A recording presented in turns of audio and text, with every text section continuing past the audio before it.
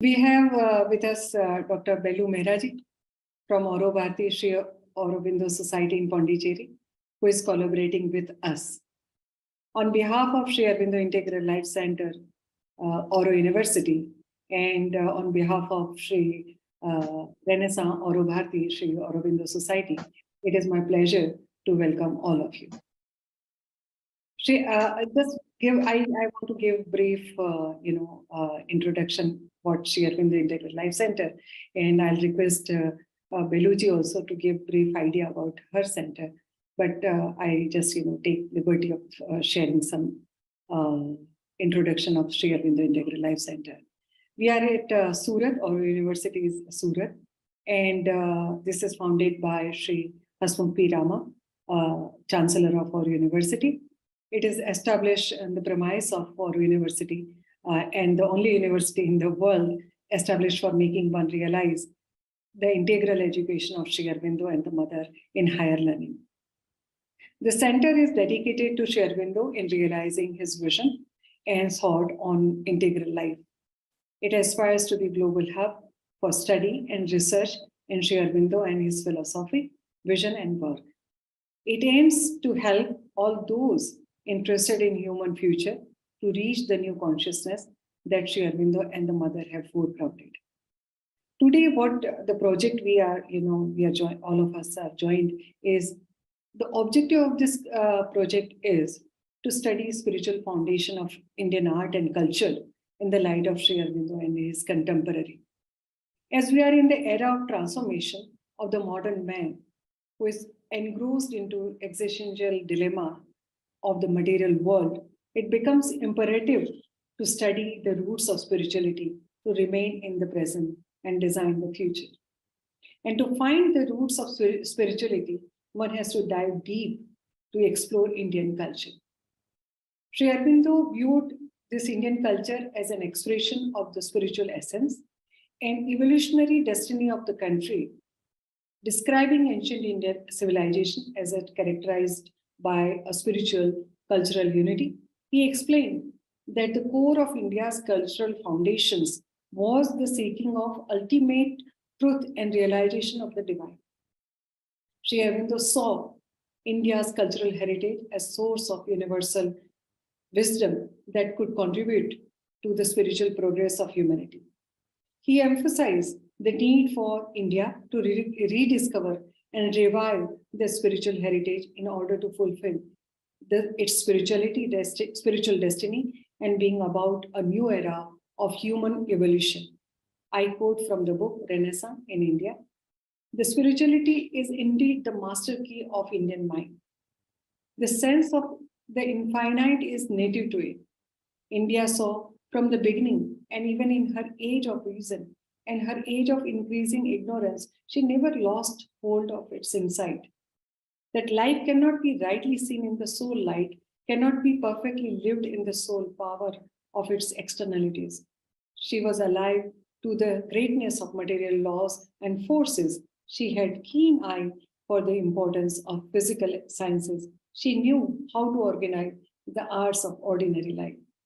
What a profound thought Aurobindo puts in Renaissance.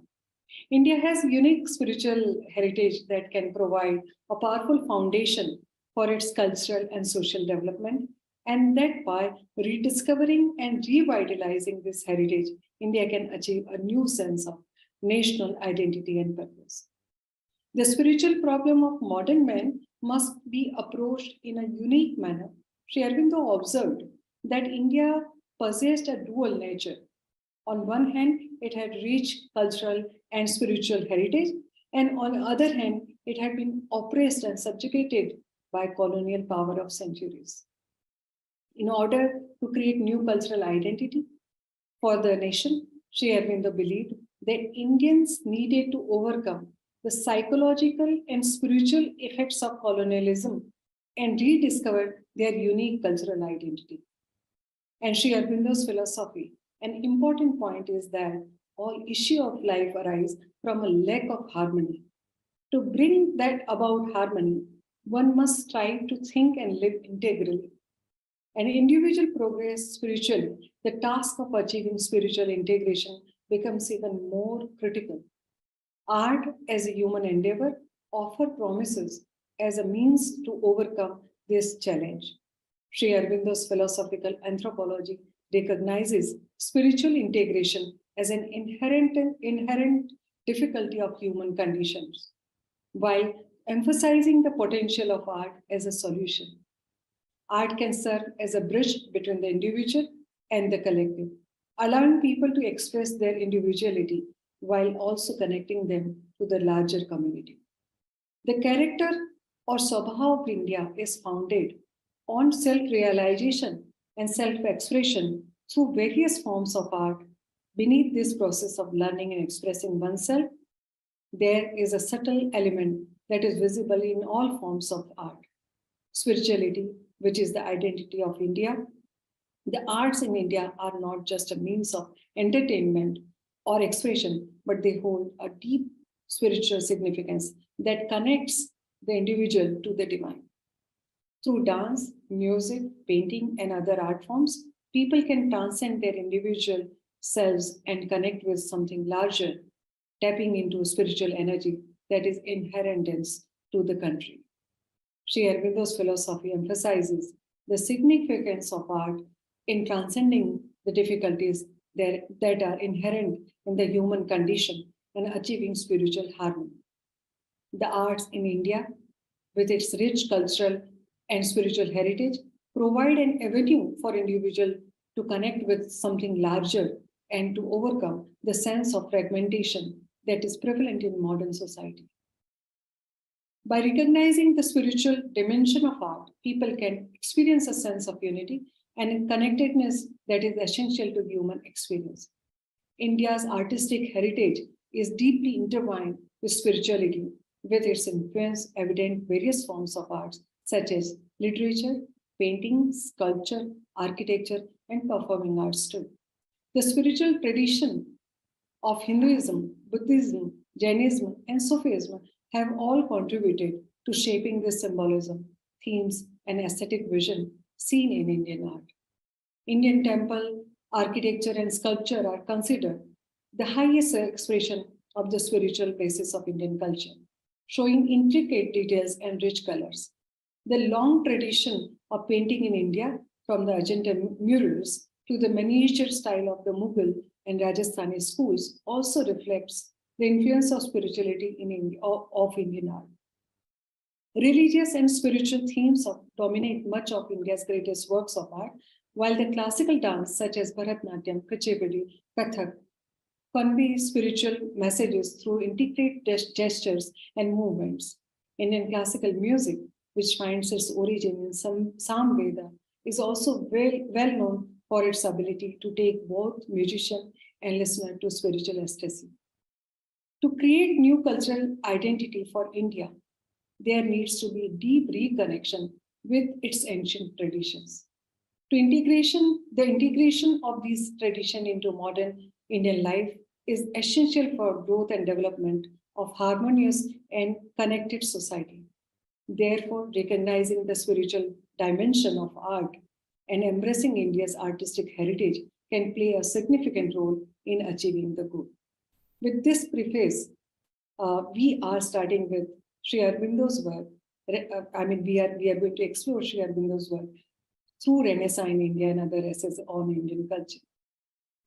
I invite all of you to participate actively and contribute by your papers, by your articles, or even through PPT or through notes or through this discussion also, deeply, so that we can explore and we go back in the past, remain in present, and understand our future, so that we see what Sri Aurobindo was visualizing. The methodology is this, that right now Dr. Beluji will be leading this session by exploring the book Renaissance by Sri Aurobindo, and thereafter for 2 more sessions she will be continuing. And if you want to participate in this discourse, please share your you can write a mail You can put it in chat box also, and you can call. The number will be shared in chat, in chat icon. So you can contact us. You can contact Beluji also. You can contact the number which will be shared here in Zoom meeting chat. And otherwise, the best part is you write a mail on info.sailc, which will be shared by our coordinator Satya. I invite all of you to be active listener and active participant. And this is a major project work which we are doing. We are inviting, if you know somebody in your, group, you can ask them to join. You can invite students of yours also, and they can share by doing some research work. Whatever the talk which we will be sharing here, whatever the articles we will be sharing with us, this will come as a book form later on. So we will go through thoroughly, and we'll select also. Selection procedure will be there, and that will be conveyed through the mail ID. With this note and with this preface, I invite Dr. Belu Mehraji to continue with this session. Thank you. Thank you, Kiranji, for this very wonderful introduction and giving a kind of like, you use the word preface. It really is that, I mean, in a way, it sets the stage for as to why we take this, why we are taking on this project. Because as will be slowly revealed, there are many layers to this project. This study group is the starting point.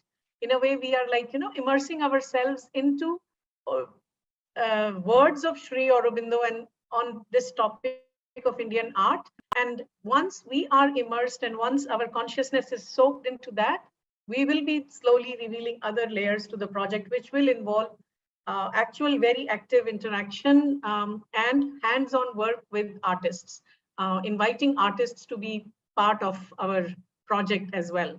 So slowly and slowly, things will be, the big other layers of the project will be revealed. I see Srinivas Muluguji has also joined. Welcome, Srinivas ji. So I think with that, what I thought I will do for this session is to give an introduction to few aspects of what Sri Aurobindo has said about the spiritual basis of Indian art, the spiritual foundations of Indian art. And there is no like fixed agenda that I have to finish 20 slides or whatever, but we'll go slow. And it's more of an introductory thing. Next week, we'll dig a little deeper. I'll take longer passages from Sri Aurobindo's work. So as an introduction, I've taken some small quotes with some pictures. So allow me to share my screen. Is this visible? This should be visible now, right? Yes, Satya? Yes, ma'am. Yes. Okay, great. So Indian art and aesthetics in the light of Sri Aurobindo. That's how we will start. And I've had privilege of talking about this topic at few other forums in the past as well, including Auro. And this has, I don't know, for some reason, this has become my favorite painting to start with. This is Preeti Dee's painting, an ashram artist who was trained by the mother, who many of you may already know, was an accomplished artist, accomplished painter herself. And it's titled Realm of Gold. And it's currently there in the original, in the room where I was just at half an hour ago in Sri Aurobindo Society. I know Kiranji said to speak a little bit about Sri Aurobindo Society or AuroBharati and the work that I do there. Basically, I don't think I want to interrupt the flow of the presentation now. Maybe later on, when Satya tells me, it's time to close, maybe that time I will say a little word. So I was just in the room where this painting is. So it was very, beautiful to look at it in real again. And the discussion that we were having in the room just half an hour ago was yogic relationship with money. And so from money, which is also part of in Sri Aurobindo's all life is yoga, money plays. I mean, he talks about money, he's talked about it. And then on this side is the art. And often in modern realms, these two don't come together. And yet, in the age that we live in, there is also something to be said about the commercialism of art.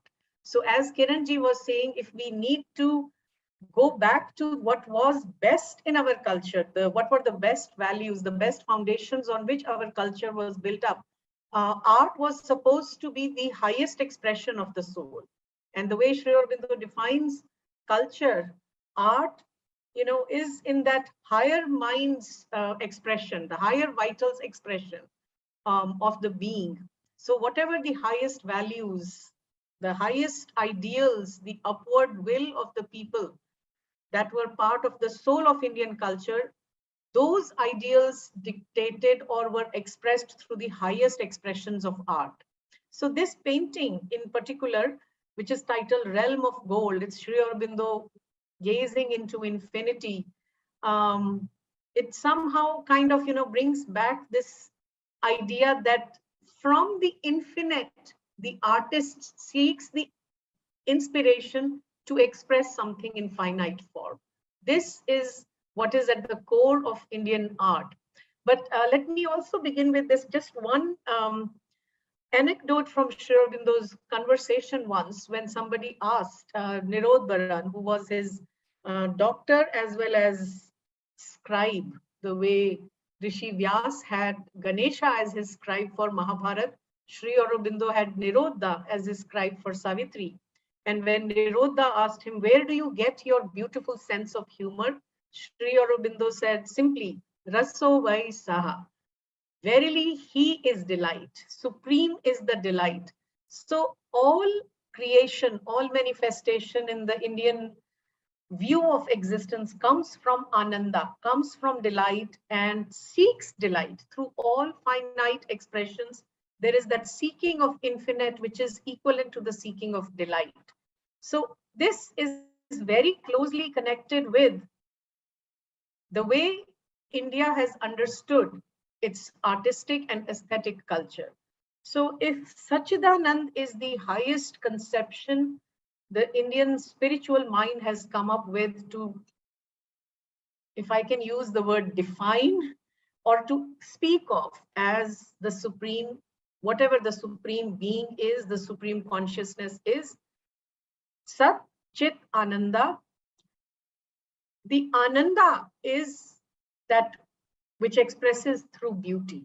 And in fact, when we come to integral yoga of Sri Aurobindo and the mother, if you look at Sri Aurobindo's, the mantra he has on Anandamayi Chaitanyamayi Satyamayi Parme, Ananda even becomes, it takes the first place. So Sat Chit Anand, and there you have Anand, Chit, and Satya. So Ananda is the source, and everything is seeking that Ananda through all works that we do, through all experiences that we go through.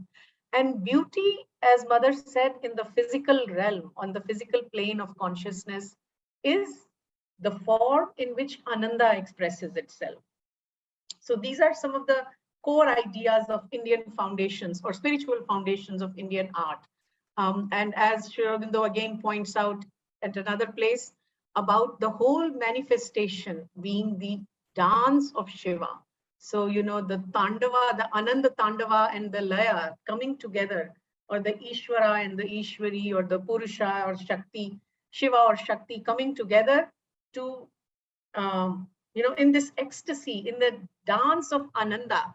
And that's how the manifestation comes together. So art has been, or artistic, or we can say like the aesthetic side of even philosophy has been at the core of the way India understands existence, the way Indian highest mind has spoken of what is reality, what is existence. So moving right along, just few inspirations from Sri Aurobindo as we move towards, going deeper and deeper into our collective study here. Just this beautiful line where Sri Aurobindo defines, how do you know that God has walked on some place? There is the footprint of beauty. Beauty is his footprint showing us he has passed from there. It's just a beautiful line. And in another place, Kiranji was talking about the literary. culture of India, and how through literature also, the same spirituality comes through. I just picked as an example one line from one of Sri Aurobindo's own poem, The Divine Hearing, which is one of my most favorite lines, where he says, "A secret harmony steals through the blind heart, and all grows beautiful because thou art." Because Supreme is, because she is, this is why everything is so beautiful. So the idea of beauty, the highest divine beauty, the highest artistic expression of beauty, and the highest conception of the Supreme have been fused together beautifully in this integral vision of Indian culture. So oneness of beauty and delight is quintessential aspect of the Indian views on art, beauty, and art appreciation. So many of you may know already about this particular artist, but if you don't, let me just quickly tell his name. His name is Keshav. He is famous for doing a Krishna every day. But for the last 2 days, he has been focusing on Ramayan, Ram Navami coming together tomorrow. So he's been focusing usually during Navratras, especially the ones that come in the other set of Navratras. He does the series on Devis, the now Devi, but this time he's focusing on Ramayana for the last 2-3 days. But he's known as for Krishna for today. If you Google him, that's how you will find his works. And this is where he's depicting Sri Krishna giving Divya Chakshu to Arjun. But you see, the essence is there, the eternal spirit is there, but the forms are new. With the expression is also new. He has actually also made very cubist expression to the same eternal like incidents from Gita or Bhagavad Puran or or Mahabharata stories, or like I said, Devi stories, but using very new forms of painting tradition. So, but with this very focus of beauty and delight, the coming together of beauty and delight. Again, just to go back to the source, which is our inspiration for this collective study, the Renaissance in India. And this is a beautiful passage from Sri Aurobindo, where he says, the Vedas and the Upanishads are not only the sufficient fountainhead of Indian philosophy and religion, but of all Indian art, poetry, and literature. So very clear, very explicit, no ifs and buts. So maybe through our project, we will be able to reveal, through the various artists that we bring in our project, and the way, I see myself also as wanting to take part with those artist residencies that we are able to put together, with Mother's grace. So that way we not only just talk about it, but actually experience it along with the facilitators, the artists who will lead us to realize this thing, that how the truths of Vedas and Upanishads are being expressed through all Indian art, poetry, and literature. So maybe we'll also bring in some poets and some literary figures also as we go along. This is a long-term project that we are embarking on. So I'll just quickly go through this. And as Sri Aurobindo says later, it was the truths of Vedas and Upanishads, the temperament, the ideal, that the mind that formed and expressed in them, which later carved out the great philosophies, the Shad Darshana, built the structure of the Dharma. What is this Dharma, Sanatan Dharma? Recorded its heroic youth in the Mahabharata and Ramayana. So in all, and then it continues with many original intuitions in science, created so rich a glow of aesthetic and vital and sensuous experience, renewed its spiritual and psychic experience in Tantra and Purana, and then he continues, even in other literature that came in other languages. So the point being is that the core of all Indian cultural accomplishments, whether in the fields of arts or even in the fields of sciences, or in the many aesthetic, vital, sensuous experience Kiranji was talking about, India also knew how to make art out of ordinary life experiences. So the 64 Kala concept that we had, which included, if you look at Vatsyayan's Kama Shastra, included things like making a bed, making flower garlands, even things like, adorning your hair with flowers. So those kinds of things were also given the status of art. They were not, the distinction between art and craft was not there as we see today, that this is, cottage art, or this is folk art or folk traditions. Even the idea of what was classical music or desi or, Margi music, that those distinctions came later. So all art integrally was an expression of the truths that the rishis and seers had spoken of in right from the Vedic times. This is what Sri Aurobindo is emphasizing this very early on in his discussion on Indian art. So just going through very quickly, the sacred roots of Indian art. We think about the Vedic period or even pre-Vedic period, that there was no temple worship, or these things came later, but yet there was the idea of aesthetic expression or the artistic expression. And at one place, E.B. Hevell, whom Sri Aurobindo quotes at several places in his early on book, The Ideals of Indian Art, speaks of that the rishis, the Vedic seers, who sung of the highest states of consciousness through the hymns, through the chants, that itself was an artistic expression, because they were able to see the truth behind the nature's outer forms. So when they were seeing things like Surya, sun, or rain, they were not just talking about Indra as the god of rain or Indra as the god of thunder. They were able to realize the spirit behind the outer natural forms. So in that process of expressing that through highest kind of mantric poetry, they gave to India monuments more durable than bronze. So those were the first artists in that sense. Certainly their expression was highest level of poetry, highest level of mantric poetry that Sri Aurobindo speaks about in his other work on poetry, the future poetry. So right from the Vedic period, we've had this idea that the highest truths are best expressed in the artistic way. And on the screen, I just had few examples, the cave arts and the Pashupati seal. And even in the rituals, the whole Vedic yagna, even if you just look at the outer ritual, you see a beautiful aesthetic expression. Not just that, even engineering, how the Yagyashala was built, how the Vedi was built. I mean, there was precision in that. So those things were part of our heritage. All arts were seen as vehicles of beauty, which will provide both pleasure and education through refinement of senses and sense perceptions. So this idea that art has to serve a wonderful purpose in human development was also recognized. And Sri Aurobindo has spoken of that in his other set of essays called National Value of Art, which those of you who are working in the arts field, I would highly recommend. But maybe if time permits, at some point in our study circle, we'll briefly speak about that.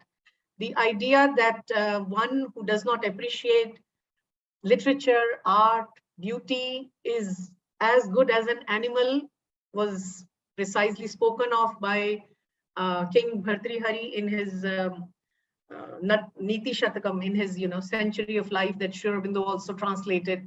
So the idea that he's as good as a beast, as an animal, if you don't have an appreciation for what is refined, what is beautiful, what is music, what is literature. So they are animals, except that they don't have the tail. That's what this particular shloka says. And also the idea that arts are, there was an integral vision of art. The one who would be interested in sculpture would naturally develop and some sort of appreciation and even skill in painting or some kind of performing art.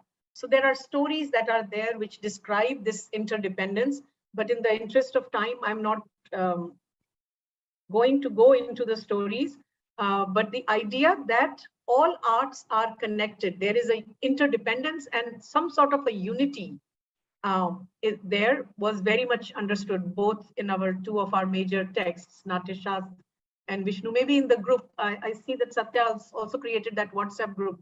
Maybe I'll share those stories there.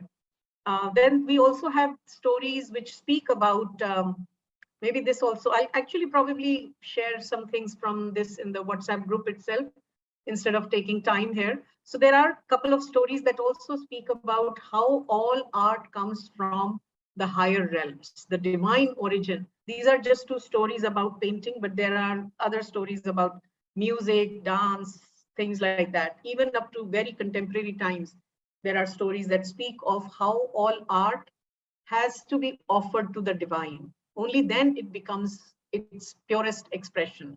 So the idea is that connection between kala or art and spirituality has been there throughout our culture.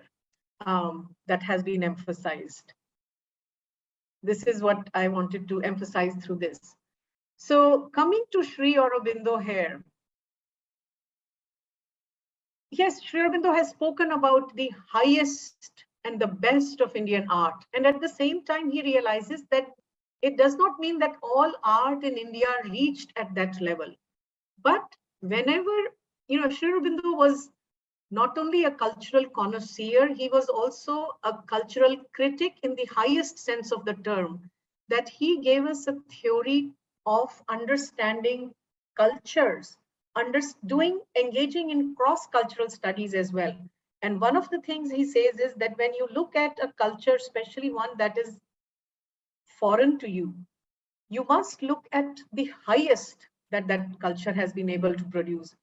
And for some reason, we Indians, as a result of our education, have been uprooted culturally in the sense that we have not, through our education, found a very deep appreciation of the truths of Indian culture, or what is the highest and the best in Indian culture.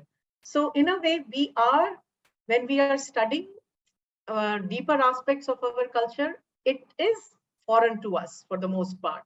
So we have to engage in this, what today's scholars speak of as decolonizing of the mind, but in other sense, the true education that we must have as Indians. So in that sense, when he's speaking of the ancient and the highest and the greatest art, what is that theory of the most ancient and the highest and the greatest art? This, by the way, is one of the very rare depictions of Ardhanarishwar in Airavateshwara temple in Darasuram, one of the famous Chola temples in Tamil Nadu, the 8-armed Ardhanarishwar. So the theory, the philosophy or the basis which was guiding the highest and the greatest Indian art was this, that the highest purpose that art should fulfill is to disclose three things, something of these three things. And Sri Aurobindo is so precise. He's saying to disclose something of three things: the self, the infinite, the divine, to the regard of the soul, that the soul should recognize something of these three things. He could have used just one word, divine or infinite or self, but he chooses three because he's going to explain what are these three. The self is disclosed through its expressions, the infinite through its living, finite symbols, and the divine through his powers. So this is a very, very vast conception of the Supreme, where the Supreme is not only confined to his or her powers, not only to the symbolic expressions, the finite symbols, not only to its various expressions, but integrating all three. So to disclose something of the self, the infinite, the divine. This is the highest purpose of the art. And then he says, if that art cannot fulfill, at the very minimum, this should be done through the best of the Indian art, or the best of the ancient ways of looking at the art, or the Godheads are to be revealed. Whatever are the highest powers, the highest faculties through which the Supreme reveals himself or expresses himself through the various forms. So whether it is the Surya, whether it is the power of Shiva or the Brahma, there are not that many depictions of Brahma, but there are several, or Vishnu or any of the Devis. And they don't have to be, Saraswati, Lakshmi and Kali or Durga, even the Gram Devi. So how would we represent, the village deities? How would those forms be revealed? So art should at least reveal these Godheads. They should, or the Godheads are to be revealed, interpreted, or in some way suggested to the soul's understanding, or to its devotion, or at the very least to a spiritually or religiously aesthetic emotion. So at the very least, art should enable this evoking of a religiously or a spiritually aesthetic emotion. The more and more art is integrated, or the more and more the artist is able to integrate the highest spiritual experiences and realizations within, his or her art will reveal more and more than simply an aesthetic emotion or a spiritually aesthetic emotion. But this is the kind of like a gradation Sri Aurobindo gives. And this is again from the Renaissance in India. There are 4 essays that we have in mind we would like to cover. Then at another place, Sri Aurobindo speaks of the identity between Indian art and the rest of Indian culture, and the complete identification of the highest motives behind that. So even when the art was focusing on the material world, and there is a lot of what today we would call as non-religious art in India, there is a lot of artistic, even in temples, you see every aspect of life being depicted.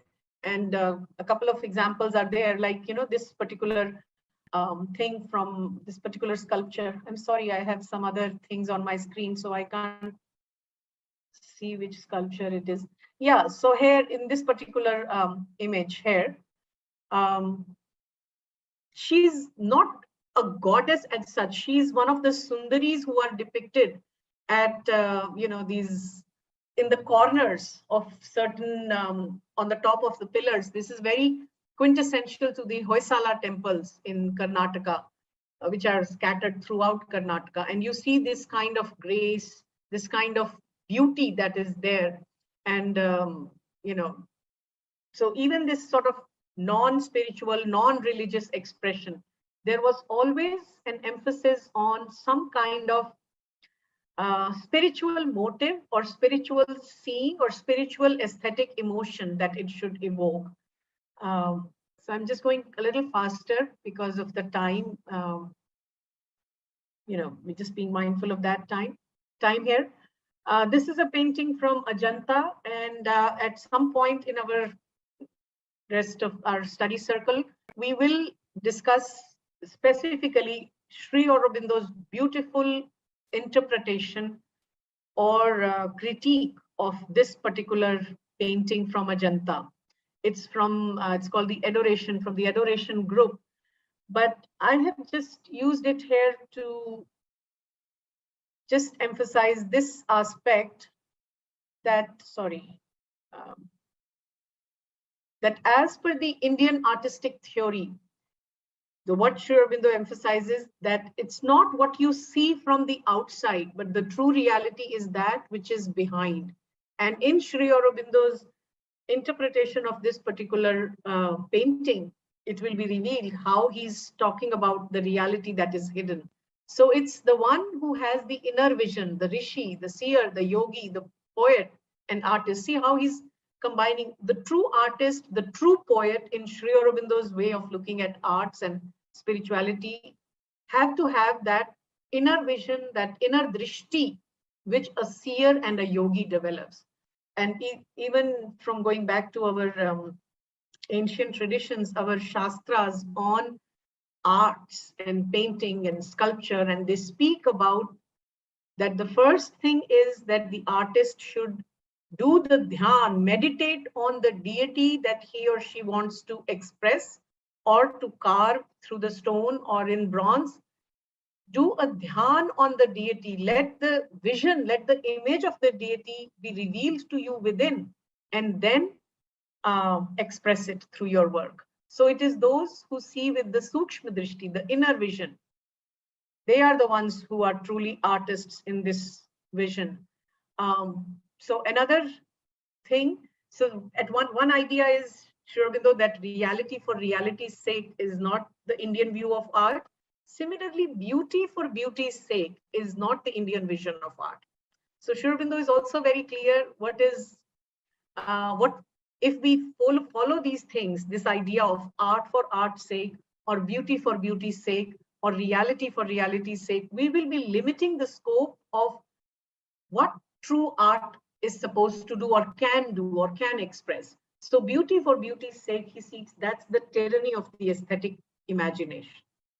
So it can never be the spirit of art in India. We must seek beauty and always beauty, but never lose sight of the end, which India holds more important, which is the realization of the self, the Atman in things. So this self here is the Vedantic Atman, the true being that is there in things. So again, it's making very clear each and every word Sri Aurobindo uses is perfectly placed because it is supposed to express the perfect. In objects also, in matter also, there is divinity hidden, which is why, and the purpose of art is to express, even if the artist is doing a very realistic portrait of some material object, the being, the true being of that object has to be revealed through that very realistic portrait as well. So again, the idea that art has to be seen as yoga for the artist. I'm just going to stop here for a minute and remind Satya, if you can just let me know how we are doing with time. 15 minutes. We have 15 minutes, ma'am. Okay, so I'll take 5 minutes and then I'll keep 10 minutes if, for question answer kind of, interaction thing. So art as yoga for the artist. This is another idea we find emphasized a lot, actually both in Sri Aurobindo's and Mother's writings. So in the introductory thing, I'm just going to share these 2 points from Sri Aurobindo, where he says that the artist, when he or she is creating some work of art, the true artist has to become the true yogi. Actually, that Mother says is true for everyone. Only a true yogi can be a true teacher, she said. A true teacher has to be a true yogi. She even said, to be a true wife, one has to be a true yogi. To be a good partner or a good friend, true friend, one has to be yogi in that sense. So because all life is yoga in their vision. So by yoga, the artist seeks within himself that ultimate center of knowledge, where there is a direct and utter vision of the thing that lies hidden in the forms of man, animal, tree, river, mountain. So whichever is the object of interest to the artist, the vision, the direct and complete vision of that has to be seen by the artist before he or she expresses itself. This I'm quoting from Sri Aurobindo, but you'll find the same idea in many others. Ananda Kumar Swami has spoken of that in his Dance of Shiva. You see the same idea I read in one biography of Nandalal Bose, where his student wrote about this idea of how he learned from Nandalal Bose how to look at a tree. And he would ask him again and again, but do you see the tree? Do you see the tree? Maybe if time permits, at some point, I'll share that particular anecdote. So in this way, the artist, is going within first to find that, to see that vision within and then express. So this is the yoga of the artist. And another place he says, every artist, this is sort of like a note of caution. where he says, every artist, almost, and then he says there can be rare exceptions, has got something of the public man in him, in his vital physical parts, which makes him crave for the stimulus of an audience, social applause, satisfied vanity, appreciation, fame. That must go absolutely if you want to be a yogi. Your art must be a service, not of your own ego, not of anyone or anything else, but solely of the divine. So you see, here is the vision in the first that I was just sharing, but this is the very practical, the pragmatist that Sri Aurobindo was, recognizing the human nature and recognizing the nature of the artist, the psychology of the artist. The mother in her conversations, because she had very close interaction with a lot of painters in Paris, so she has spoken about this much more candidly as to how the artists would crave for fame and what it does to their own art, and how that when the motives get mixed up, the art loses the highest purpose for which it is meant to express. So just to kind of give that points, a couple more things about Sri Aurobindo has said a lot about the chapter on Indian painting, which we will take a little closer look at some point. There he's spoken a lot about Ajanta's painting, and how that, from Ajanta onwards, certain things were lost. And then we have to also look at the time context in which Sri Aurobindo was writing. His writings ended on these topics around 1920, when he finished this series of that time. That was the time when the Bengal School of Art was at its heyday. Things moved in Indian painting way beyond that, but those are the things that are not covered in Sri Aurobindo's writings, but we'll try to bring them in through other sources as we continue with our study. But he talked about very deeply about the significance of Ajanta School of Art, and what those painters, the bhikshus, the yogis, the seers who were painting in those caves, what they were trying to express. So that, he said, which was given to the artistic conception and method by the pervading genius of Indian culture. So, like S.H. Raza, for example, has a very different expression of art. Amrita Shergill, who was deeply ingrained in the Western schools of painting, but her exposure to Ajanta changed her way of looking at painting, and especially Indian painting itself. Just a few more ideas. Sri Aurobindo says, to illustrate life and nature is only the first and primitive object of art. Indian painting throughout its history was not only based on religious themes, but always reflective of the culture that existed at the time. This not only is important, because this we often think that, it's all Indian art, all Indian painting is about religion. He says, even from behind the most mundane or the most profuse depictions of human nature and culture, the Indian artist, as long as he's grounded in the Indian view of art, attempts to convey a deeper significance, a spiritual fervor, a hint of the unseen. And I'll end with this, and then we'll continue next time. What is really important is to understand the true Indian artist, the one who is steeped into the spiritual foundations of Indian culture. He or she is operating from a place of the depth, the deepest that he or she can go in. And if the artist is able to realize the true being, the true soul within, the soul realization is the means of creation of his or her art, and the soul realization must be the way of our response and understanding.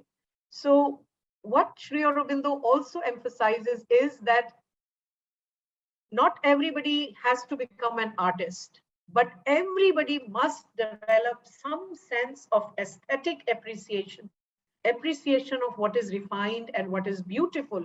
But those who want to go deeply into understanding Indian art they have to follow the same process as our yogis and seers have followed, which is also the same process as our artists have to follow to go within. So to understand Indian art, we also have to go within. Only then we will be able to grasp the truth which the artist is trying to convey, either through a sculpture of, the Buddha's Mahaparinirvan from Ajanta, or a painting of Sati from Nandalal Bose. And I have a very beautiful interpretation of this particular painting also from Anand Kumar Swami, which I'll share at some point. So, again, if you just look at, he says, this is only just a beautiful Bengali woman. But when you go deeper into what this painting is trying to express, you get a whole other understanding of it. So the soul realization is the basis of creation of the highest Indian art, and soul realization must be our way of understanding the highest Indian art. So the idea of art and its close connection with spirituality is at the basis of our views on Indian art. For whatever reason, if we have left that behind, we need to recover that, because Sri Aurobindo says, how do I close my presentation? Sri Aurobindo says the work that is there for Indians today is to recover the true knowledge, the true spiritual knowledge that was there in our past. That is our first work in all its fields, in all its domains, in all its dimensions, and not only recover intellectually, but in all our works, in all our living. So through our project, we are trying to create a forum for people who are working in the artistic, creative fields of human activity, to walk along with us, to come with us on this journey as we try to restore and recover all that was best in our artistic and aesthetic understanding of life, creation, existence. So with that, I will close, except that I don't know how to close this presentation for some reason. That for you, ma'am. Yeah, okay, please. It kept telling me share. It didn't give me the option. So I'll stop and see if there are any comments, questions. Yeah, they can unmute and ask questions if there is any. I think Beluji, it's a wonderful presentation which you presented today.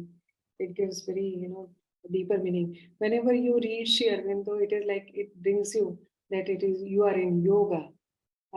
It always leads you, whether you read his poetry or any work, somehow, it connects with soul. And, when you were talking about art, I just remember, I think I read in Anand Kumar Swami, Dance of Shiva again, I think I just trying to recollect where he talks about that one king asked one good, artist to create the sculpture.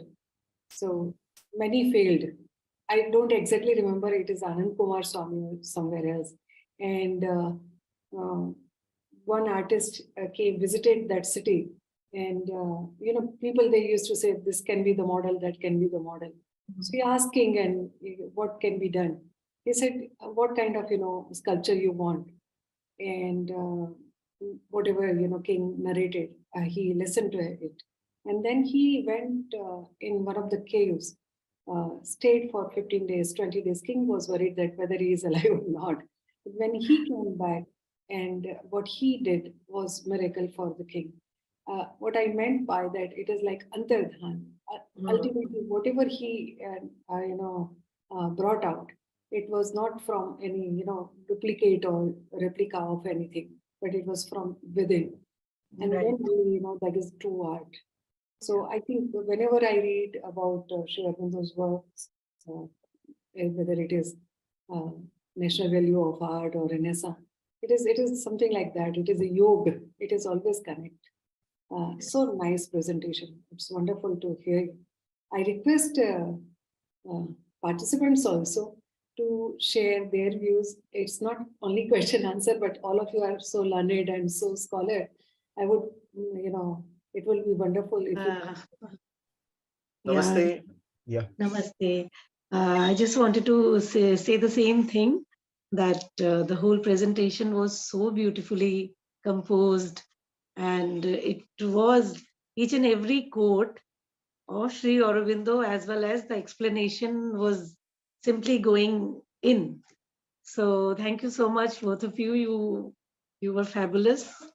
Belu Mehra presented her her presentation with pictures, and this gave us a more insight to. I think this platform is going to be quite a learning experience for all of us, especially what I think that we being artists work more towards, we think that we just have to work. The learning part somehow lags behind. So this is a beautiful platform to know things which we know subconsciously.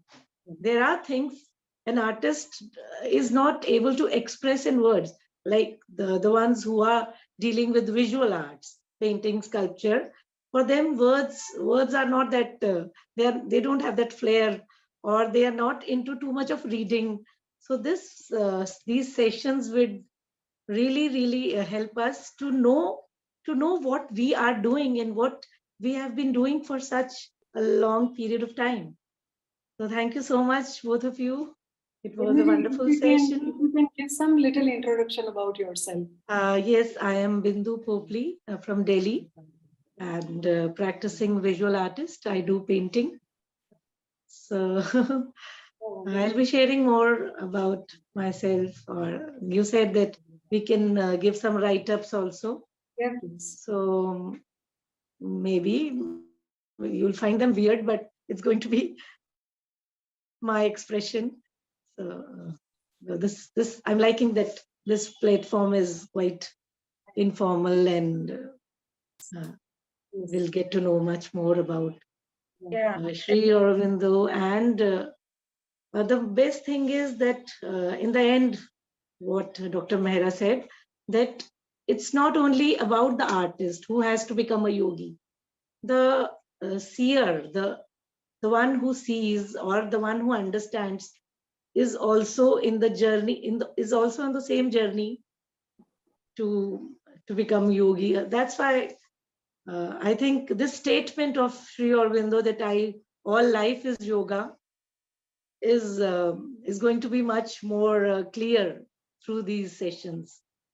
So we are not much familiar with Sri Aurobindo's writings, but this all life is yoga has been a very common proverb, which is like, if you know about Sri Aurobindo, you know this line, that all life is yoga. But what exactly this line reveals? So it was quite enlightening for me. Thank you so much.